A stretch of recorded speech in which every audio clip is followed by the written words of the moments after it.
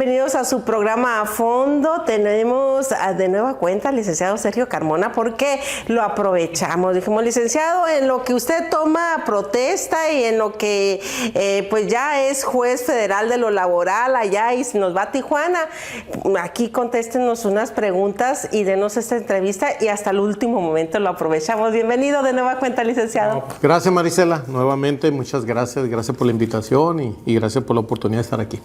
Licenciado, el día de hoy queremos hablar de este tema tan común. Una de las cosas que no tenemos seguras es la vida. Y lo que sí tenemos muy seguro es la muerte.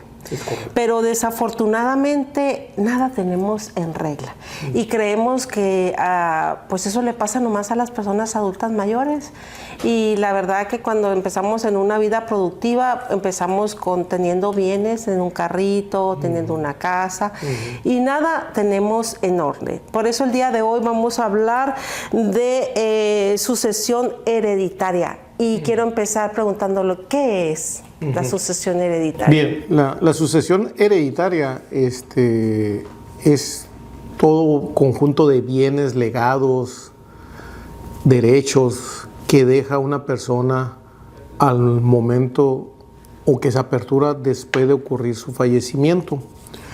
La ley menciona que toda persona que hubiere dejado algún bien y que haya fallecido, sus familiares tienen que aperturar la sucesión para ver qué va a pasar con esos bienes, cómo se van a transmitir los bienes, porque en tanto no se aperture una sucesión y no se designe al albacea, que es el representante legal de esa sucesión, pues esos bienes están hasta cierto punto desprotegidos, porque no va a haber una persona que pueda responder o hacerse responsable de ese conjunto de bienes que hubiere dejado la persona que falleció. Entonces es importante, cuando la persona, después de pasar el duelo, después de pasar ese proceso de pérdida de un ser querido, que se acerquen con algún abogado y que vea qué es el paso siguiente a dar cuando la persona, después de haber ocurrido el fallecimiento, para ver qué va a pasar con la transmisión de los bienes que dejó esa persona. Eso se refiere usted cuando ahorita hablaba de aperturar, es empezar a hacer algo para ver cómo se va a llevar a cabo el proceso. Es correcto, primeramente reunir los documentos. Es importante que las personas hablen con sus seres queridos de qué propiedades hay, dónde están los documentos, si tienen escrituras públicas, si dejó testamento, porque la mayoría de las veces las personas no saben si hay testamento, si no hay testamento, si de tener las actas que se necesite, porque a veces se van a ocupar las actas de matrimonio, o si uno de los dos padres falleció hace muchos años, se va a requerir el acta de función de aquel padre que hubiera fallecido tiempo atrás. Entonces es importante hablar con los seres queridos, mencionar: este es el documento, este es el testamento, aquí están las actas, por si el día de mañana ocurre lo inevitable, que después los familiares tengan conocimiento. Por ejemplo, si hay una cuenta bancaria también. En general, tener una comunicación con sus seres queridos e informarles qué es lo que se cuenta y qué es lo que se hizo, y si hay testamento o no hay un testamento y dónde está depositado este. Ahorita hablando de testamento, ahora viene el mes septiembre, mes del testamento. Así es. Y ahorita le preguntaba a usted, bueno, y si alguien tiene testamento, es que me comentó, es que también vamos a ver la validez del testamento, pero si nosotros creemos que vamos a ir en el mes de testamento y no registramos y no llevamos a cabo, ¿puede no tener validez? ¿Cuándo no tiene validez? ¿O qué es lo que tiene validez en un testamento? Okay.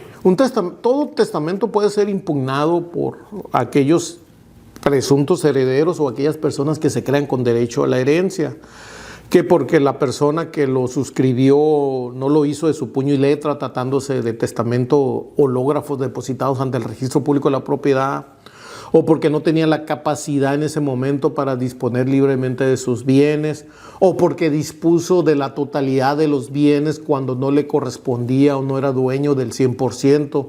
Son algunos aspectos muy técnicos que un profesional en derecho puede advertir, que a lo mejor uno como persona no tienes ese cuidado, o incluso el suscriptor o el autor del testamento a veces pasa por desapercibido que tratándose de bienes que hayan adquirido, por ejemplo, en sociedad conyugal, no puede disponer del 100%. Entonces, si ese testamento, el autor de la herencia, dispone del 100%, cuando no le correspondía el 100% de ese bien, pues ese testamento puede ser declarado inoficioso, puede ser sujeto de una nulidad absoluta y por lo tanto de que ya no tenga ninguna validez. Entonces, sí es cuestiones muy delicadas y aspectos muy importantes que hay que tomarse en cuenta. Por eso es importante acercarse con un profesionista en derecho o algún notario para poder elaborar un testamento, como bien dices, sobre todo en el mes de septiembre, que por lo regular es el mes del testamento y que los costos no son lo mismo. El 50% en algunos casos. Así es, que no es el mismo que el resto del año. Pero ¿es válido el que hace el Estado? Sí, ¿Puede ser válido? Sí, el código establece distintas clases de testamento: testamento público abierto, testamento hológrafo, que es ese por lo regular, el testamento marítimo. Hay diferentes tipos de testamentos que pueden ser válidos en su momento, reuniendo los requisitos que establece la ley.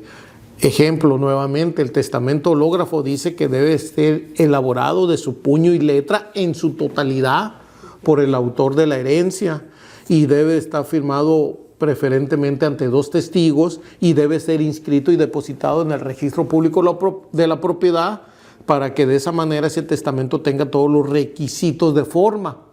Pero ya el fondo se va a revisar ante un juez o ante un notario. Una vez que pase lo inevitable, se abra la sucesión, se convoque a todas las personas que se crean con derecho a la herencia, ya sea como herederos o incluso como acreedores, y ahí, en presencia de todas las personas que hayan acudido, después de haber sido válidamente citados o notificados, ahí se va a calificar la validez del testamento, o en su momento se presentan las impugnaciones para en su momento hacer un juicio autónomo para tratar de declarar nulo el testamento por alguna falta de formalidad o de fondo. Sí, por ejemplo, en el matrimonio es muy común y yo quiero hacer mi herencia y tenemos bienes en común, por ejemplo, o los adquieres por ser matrimonio, pero yo decido dejar la casa a fulanito de hijo y a sutanito y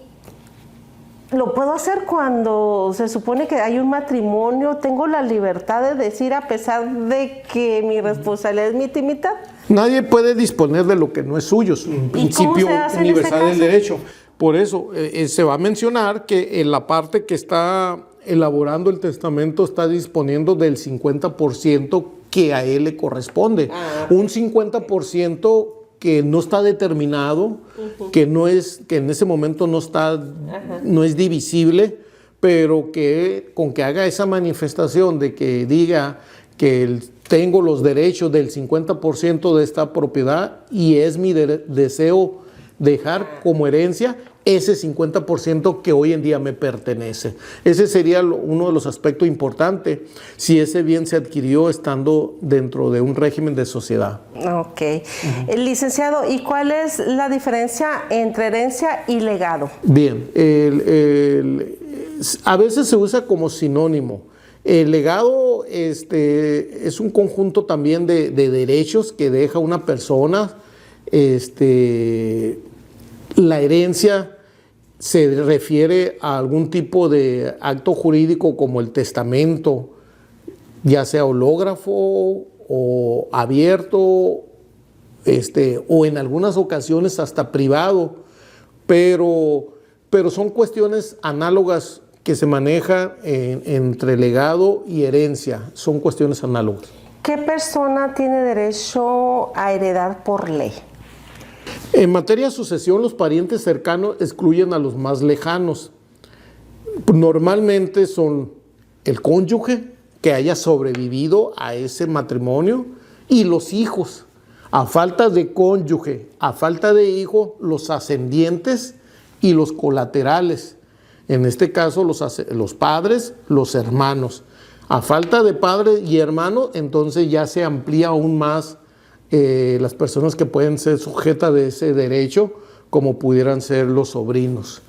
Pero siempre el pariente más cercano va a excluir a todos los demás parientes. Entonces, por regla general, la esposa o el esposo y los hijos.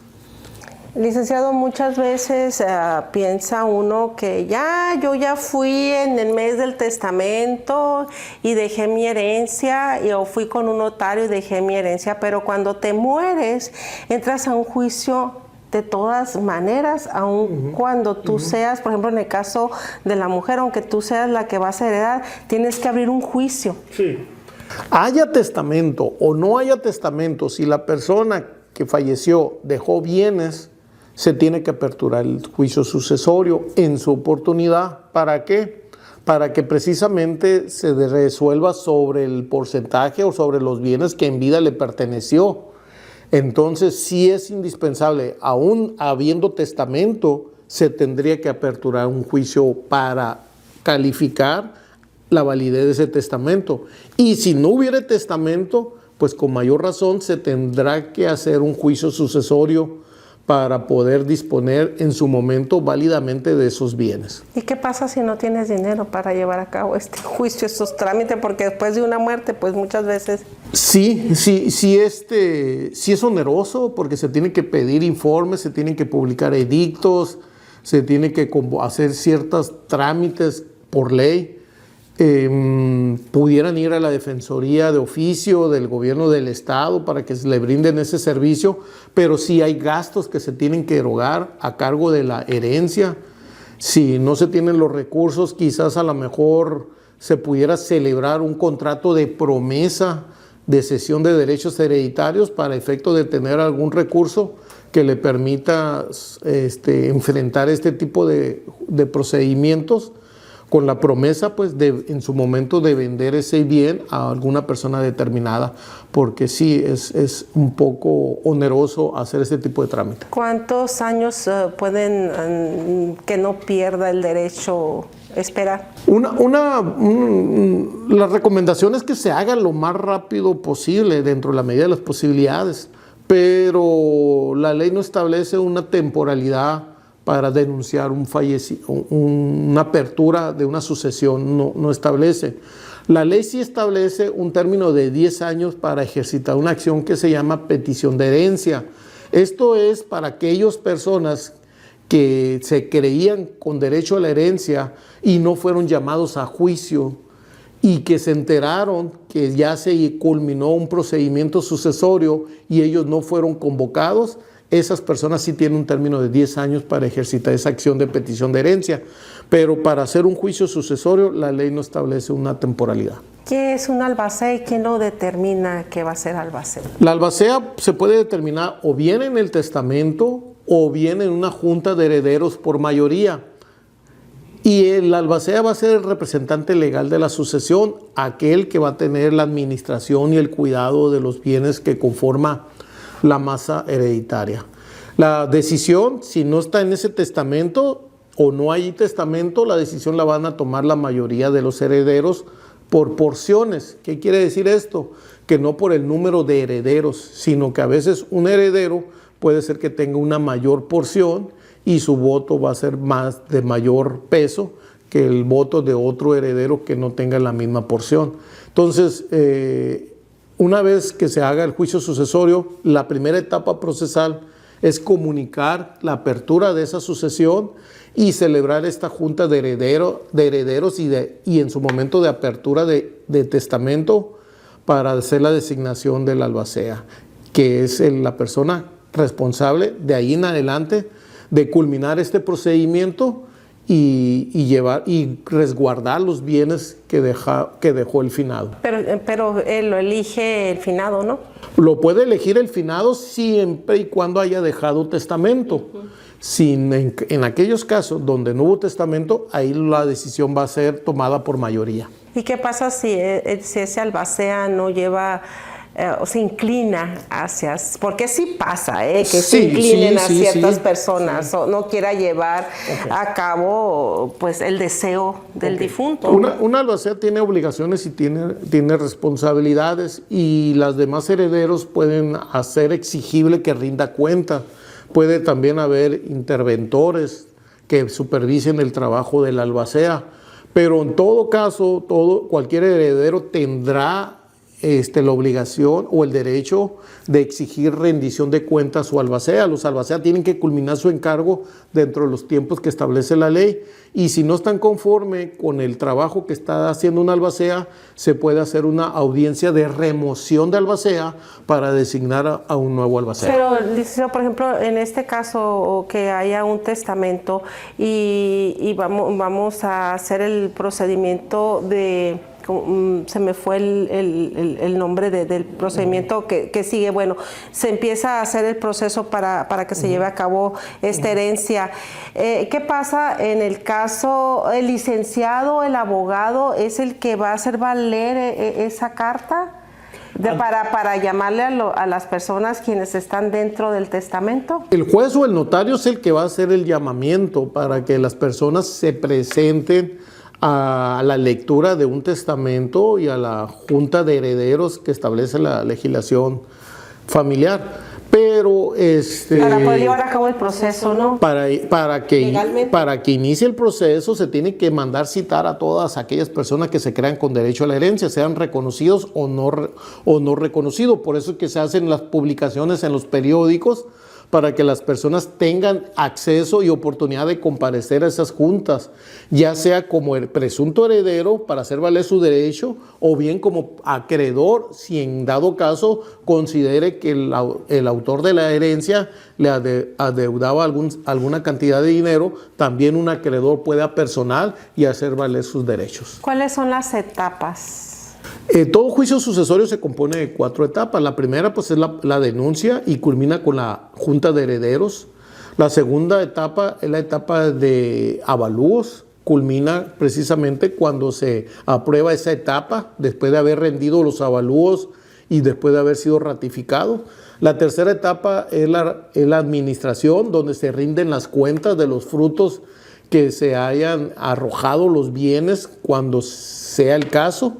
Y finalmente la cuarta y última etapa es el proyecto de partición y adjudicación, donde ya se va a dividir la masa hereditaria y donde se le va a adjudicar a cada heredero la porción de la herencia que le va a corresponder, y donde ya se manda escriturar o protocolizar para que cada heredero ya tenga un título que ampare su derecho en forma individual. No se puede evitar ninguna o eliminar ninguna etapa de estas. La ley dice que cuando él sea un heredero único y a su vez funja como albacea, no habrá necesidad de aperturar la sección tercera ni la sección cuarta, porque no va a haber obligación de rendir cuentas a nadie, y tampoco no hay necesidad de rendir un proyecto de partición y adjudicación por la misma razón, por tratarse de un heredero único.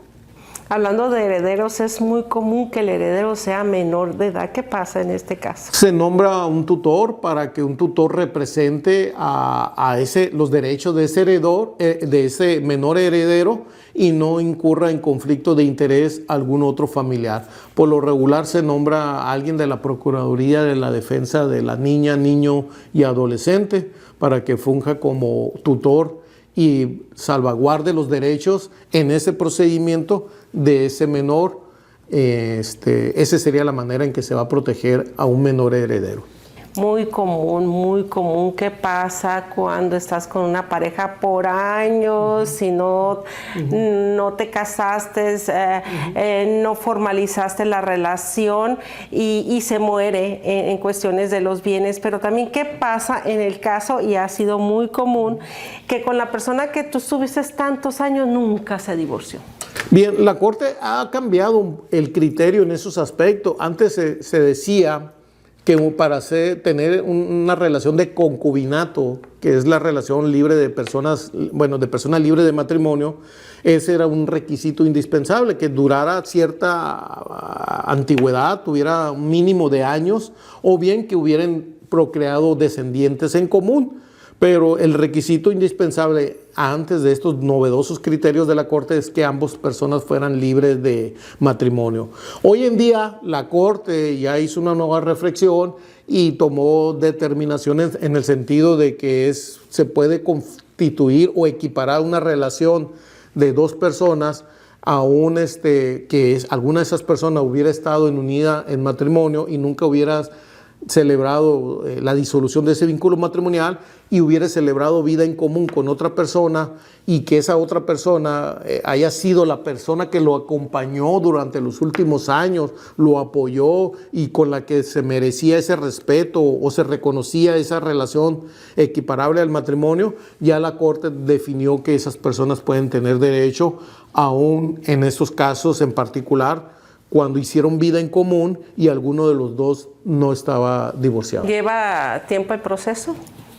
El proceso varía dependiendo el número de propiedades, el número de herederos, las facilidades de venir a la junta o de hacerse apersonar o representar, sobre todo aquí en frontera, que es muy común que muchos de los herederos estén en Estados Unidos, estén en proceso de migración, no tengan los papeles o los permisos para venir a México, no tengan las identificaciones conforme los nombres como aparecen en sus actas mexicanas. O sea, cada caso es muy particular, pero un proceso judicial así en términos generales puede durar unos 6 meses aproximadamente. ¿Siempre, por lo general, o siempre hay conflicto entre los herederos o que usted con su experiencia ha vivido? Me ha tocado ambos lados de la moneda. Yo siempre he dicho, el fallecimiento de un ser querido une a la familia o la desune. Es muy común también que los hijos digan: mamá o papá, yo no peleo nada, no me des nada, eso es un patrimonio que formaron ustedes y te corresponde a ti todo el derecho, y yo te renuncio y renunciamos a los derechos que nos pudieran corresponder en favor del papá y la mamá, que eso sería lo ideal, eso sería lo idóneo en todos los casos, que la mamá o el papá adquiriera todos los derechos, porque finalmente, efectivamente, es un patrimonio que le costó construir a los padres, a nuestros padres, no a nosotros como hijos. Nosotros fuimos bendecidos de tener un lugar donde vivir, pero es el esfuerzo de ambos. Pero me ha tocado también lo contrario, donde los hijos le pelean al papá o a la mamá los derechos que le pudieran corresponder conforme a la ley, y que incluso quieren desalojar a su padre o a su madre del domicilio, de los bienes, de las posesiones. Entonces sí es común que suceda las dos cosas. Por eso es importante hacer los testamentos, porque de esa manera ya cada uno de los propietarios va a decidir qué quiere que pase después de ocurrido su fallecimiento con sus bienes. Es recomendable hacer los testamentos. También hablamos ahorita de las herencias, qué padre, ¿no? Una herencia, un bien patrimonial, pero también se heredan los créditos, las deudas, ¿se heredan? Deudas personales que tenía el autor de la sucesión, no pasan a ser de los herederos, pero sí pueden ejercitar acciones legales en contra de la sucesión. Por eso yo mencionaba que un acreedor incluso puede denunciar una sucesión, puede comparecer, hacer valer sus derechos, un acreedor en contra de la sucesión. Y lo que sí se transmite pues son las responsabilidades, obligaciones o cargas respecto de los bienes, como es el pago de impuestos municipales, pago de servicios públicos. Ese tipo de situaciones sí se transmiten a los herederos, ¿no? Pero las deudas personales que tenía el autor de la sucesión, las personas que falleció, no se transmiten a sus herederos. ¿Y qué pasa en el caso de que es muy común que necesites una albacea para algún trámite y el esposo haya firmado, el esposo, ahí y él muere, pero el crédito es de él? Pues normalmente las instituciones se protegen y hacen un seguro precisamente que prevé esa situación. Cuando se da un crédito, por lo regular ellos se protegen y hay un crédito que va a solventar el pago de la deuda al momento de ocurrir el fallecimiento de algunas de las personas contratantes. Entonces, por ese lado, siento yo que las instituciones sí se protegen y a la vez es un beneficio también para las personas que sobreviva, de que esa deuda va a quedar liquidada, por ejemplo, créditos automotrices, hipotecarios, bancarios. Hay un seguro de vida para prever esas situaciones y que el crédito no quede sin falta de pago. Se me pasa algo importante preguntarle de este tema que quisiera usted externar.